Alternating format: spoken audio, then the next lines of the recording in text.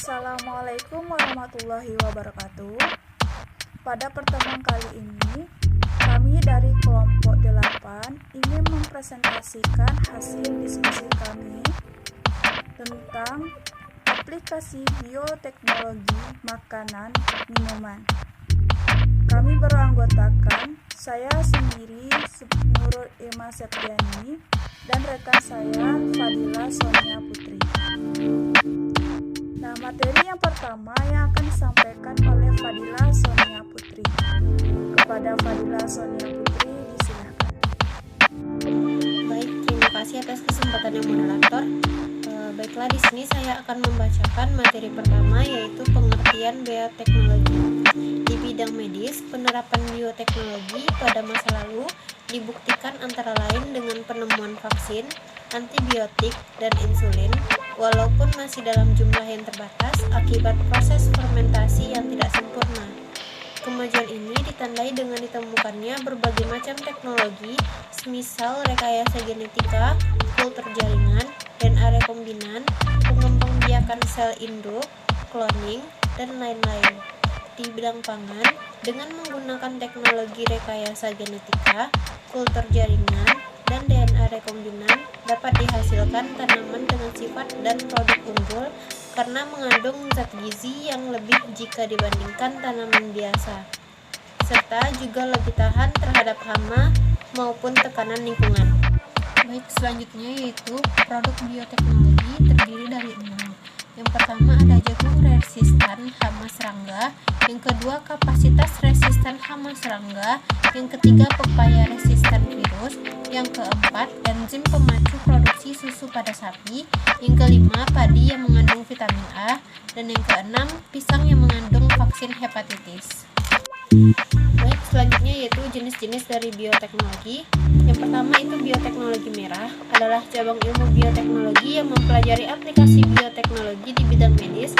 Contoh penerapannya adalah pemanfaatan organisme untuk menghasilkan obat dan vaksin, penggunaan sel induk untuk pengobatan regeneratif, serta terapi gen untuk mengobati penyakit genetik dengan cara menyisipkan atau menggantikan gen abnormal dengan gen yang normal.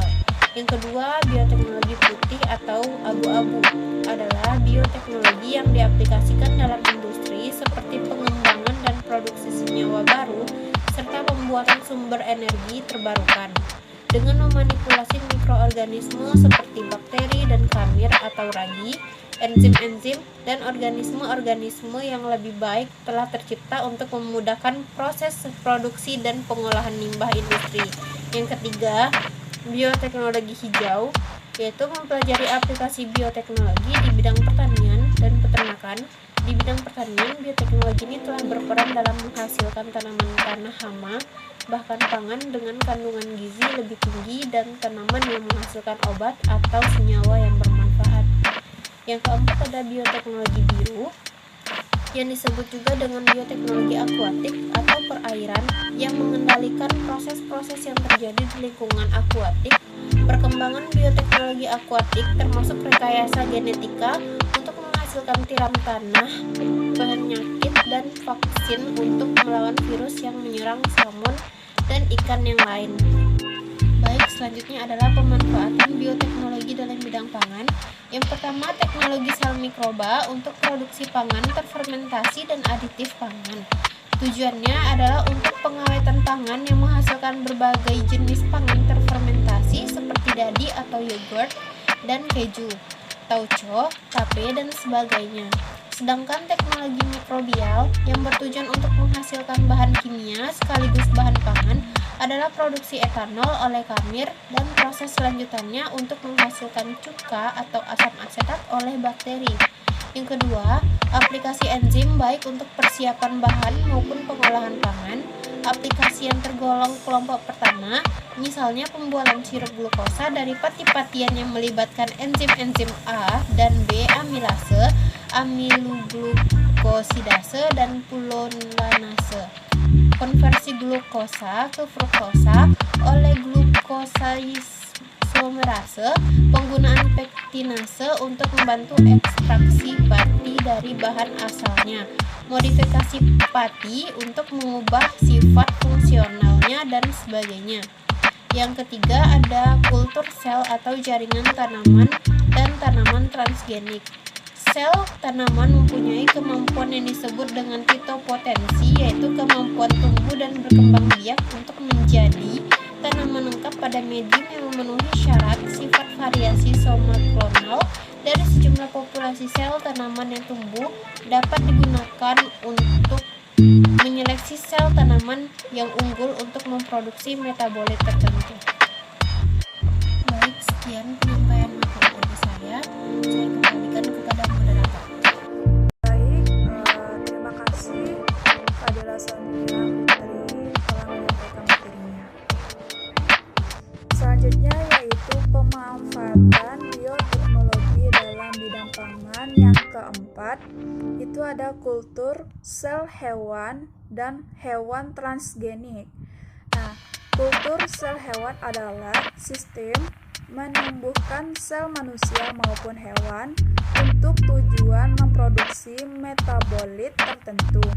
Aplikasi dari sistem ini banyak digunakan untuk menghasilkan produk-produk farmasi dan kit diagnostik dengan jenis produk berupa molekul protein yang kompleks. Hewan transgenik adalah hewan yang menerima gen pindahan dari organisme lain atau dari hewan yang sama. Nah, untuk tujuan yang ditentukan dianggap menguntungkan bagi manusia itu. Nah, yang kelima yaitu ada rekayasa protein. Nah, aplikasi rekayasa protein dalam bidang pangan melibatkan ada dua hal, yaitu yang pertama enzim melalui modifikasi molekul protein. Nah, untuk menstabilitas enzim pada kondisi-kondisi khusus. Nah, misalnya itu perbaikan kestabilan termal dari enzim glukosa isomerase. Nah, yang kedua itu ada modifikasi protein pangan untuk mengubah sifat fungsionalnya untuk memperbaiki sifat elastisitas, kemampuan membentuk emulsi, atau kemampuan menstabilkan teksturnya.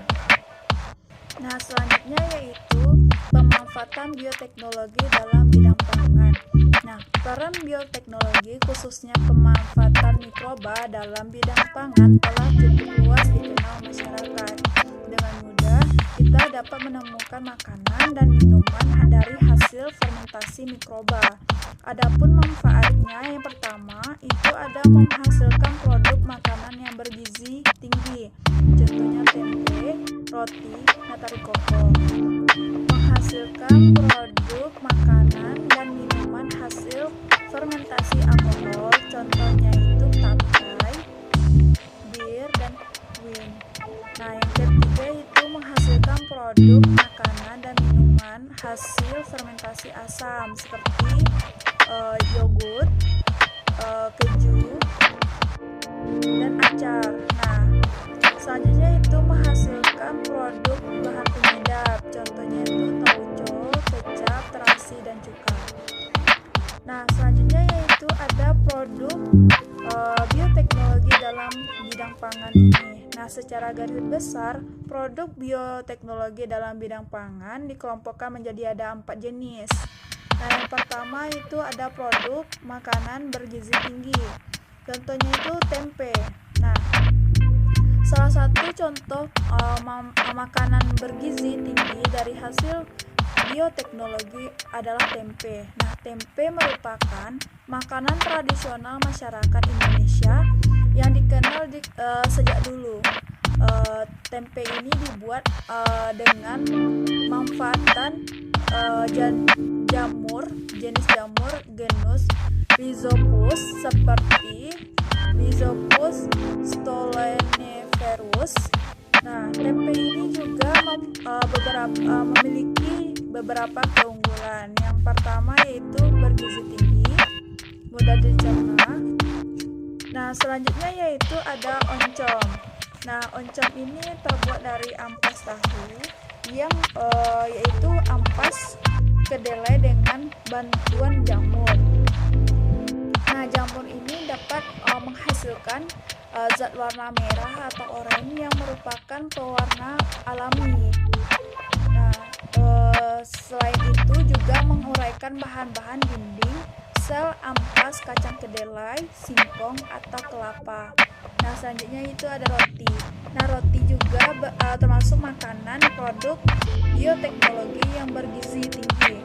Nah, roti ini dibuat dengan cara fermentasi oleh ragi, dan terus dalam pembuatan roti ini produk fermentasi yang diperlukan hanyalah karbon dioksida. Nah, karbon dioksida ini membentuk gelembung-gelembung udara dalam adonan roti. Adanya gelembung-gelembung udara menjadi tekstur ringan dari roti tersebut. Nah, selanjutnya itu ada Nata de coco. Nah, merupakan produk fermentasi dari air kelapa. Selama fermentasi berlangsung itu natari ini sebenarnya polisakarida atau selulosa. Nah, yang menggunakan sumber gula yang berasal dari medium air kelapa, yaitu glukosa dan fruktosa. Nah, yang selanjutnya yaitu yang kedua, itu ada produk makanan dan minuman hasil fermentasi alkohol. Ya, contohnya itu tapai. Nah, tapai merupakan makanan alkohol yang memiliki rasa khas yang dengan kandungan alkoholnya itu 3-5%. Untuk membuat tapai ini digunakan ragi tapai. Nah, selanjutnya ada bir. Nah, bir ini dibuat dari tumbuhan. Nah, sejenis tumbuhan berli. Pada umumnya itu digunakan pembuatannya itu dengan adanya enzim-enzim terdapat di biji barley tersebut. Nah, fermentasi bir ini pada umumnya memakan sampai waktu 5-14 hari tergantung pada jenis bir tersebut. Nah, dan hasilnya itu nanti mengubah gula menjadi alkohol, yaitu ada sekitar 3-5% larutan. Nah, selanjutnya yaitu ada minuman anggur atau wine. Nah, wine ini terbuat dari sari buah anggur yang difermentasikan. Nah, minuman ini dihasilkan tergantung pada jenis anggurnya yang digunakan, proses fermentasinya, dan cara penyimpanan juga.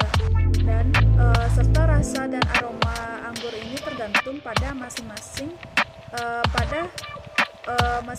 asam organik dan senyawa aromatik pada buah tersebut gitu. Jadi minuman anggur ini umumnya mengandung alkohol dengan kadar 10-15%. Nah, selanjutnya itu ada produk makanan dan minuman hasil fermentasi asam. Nah, yang pertama itu ada yogurt. Bakteri asam laktat yang digunakan untuk pembuatan yogurt, Lactobacillus vulgaris. Bakteri tersebut mengubah gula susu atau laktosa itu menjadi asam laktat. Nah, selanjutnya yaitu keju. Nah, keju ini dibuat dari air susu yang diasamkan dengan memasukkan bakteri. Nah, yang mengubah gula susu itu laktosa menjadi asam susu atau asam laktat.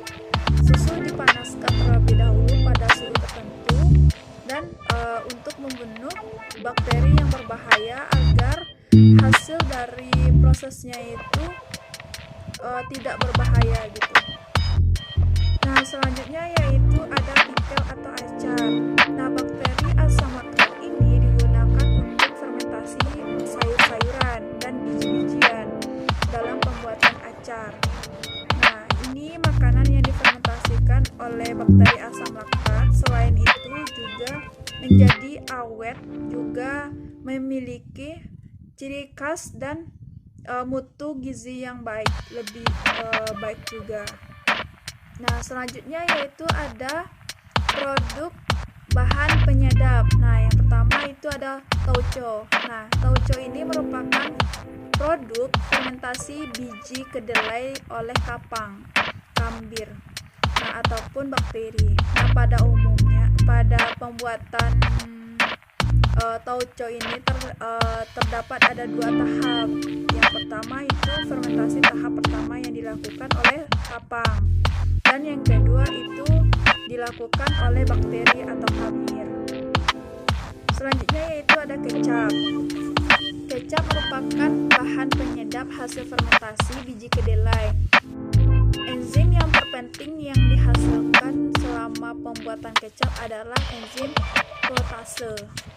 Selanjutnya yaitu terasi. Terasi merupakan produk fermentasi dari udang atau ikan menjadi bentuk pasta berwarna merah kecoklatan dan beraroma khas. Nah, selanjutnya yaitu ada cuka. Cuka merupakan bahan penyedap hasil oksidasi etanol oleh bakteri Acetobacter. Nah, etanol ini itu sendiri berasal dari bir, anggur, atau sari buah apel. Cuka bersifat sangat asam, sehingga sebelum digunakan harus diencerkan dulu dengan air. Nah, selanjutnya yaitu dampak penggunaan bioteknologi. Nah, yang pertama itu dampak positif. Yang pertama, bioteknologi dapat mengatasi kekurangan bahan makanan seperti protein dan vitamin. Nah, dengan bioteknologi, bahan makanan dapat diproduksi secara lebih cepat dan tanpa memerlukan ruangan yang luas. Nah, yang kedua yaitu membantu mengatasi masalah kesehatan dengan menyediakan obat-obatan untuk memberantas penyakit secara lebih murah. Yang ketiga yaitu menyediakan berbagai senyawa organik seperti alkohol, asam setat, gula, bahan makanan, protein, dan vitamin. Nah, yang keempat yaitu menyediakan energi seperti biogas. Nah, yang kelima itu memperbaiki lingkungan seperti bakteri pencernaan limbah. Yang keenam yaitu mengatasi kesulitan memperoleh keturunan atau bayi tabung. Nah, yang kedua yaitu dampak negatif. Nah, yang pertama dampak terhadap lingkungan. Nah, dampak bioteknologi terhadap lingkungan itu timbulnya dampak yang merugikan terhadap keanekaragaman hayati yang disebabkan oleh potensi terjadinya aliran gen ke tanaman sekerabat atau kerabat dekat. Nah, contohnya itu pembuatan tempe atau kecap dalam skala yang besar dapat mengakibatkan pencemaran lingkungan.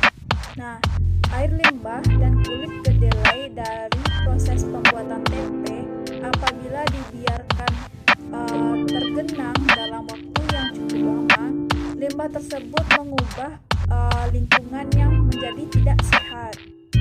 Nah, selanjutnya yaitu dampak terhadap kesehatan.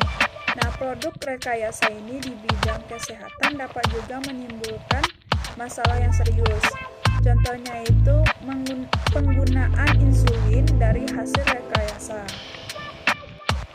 Nah, selanjutnya yaitu dampak di bidang sosial ekonomi.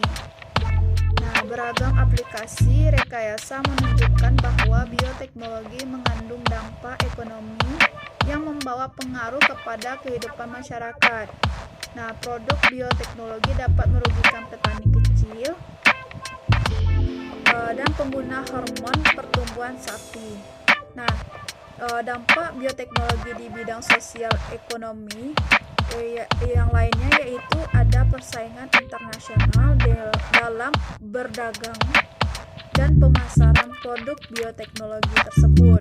Nah, persaingan itu dapat menimbulkan ketidakadilan bagi negara yang berkembang karena belum memiliki teknologi yang maju. Nah, selanjutnya yaitu dampak terhadap etika. Penyisipan gen makhluk hidup lain memiliki dampak etika yang serius. Menyisipkan gen makhluk hidup lain yang tidak berkerabat dianggap melanggar hukum alam dan sulit diterima masyarakat. Mayoritas orang Amerika berpendapat bahwa pemindahan gen itu tidak etis. 90% menentang perpindahan gen manusia ke hewan. 70% menentang perpindahan gen hewan ke hewan lainnya. Mungkin sekian hasil presentasi kami. Kami akhiri dengan wabillahi taufiq wal hidayah. Assalamualaikum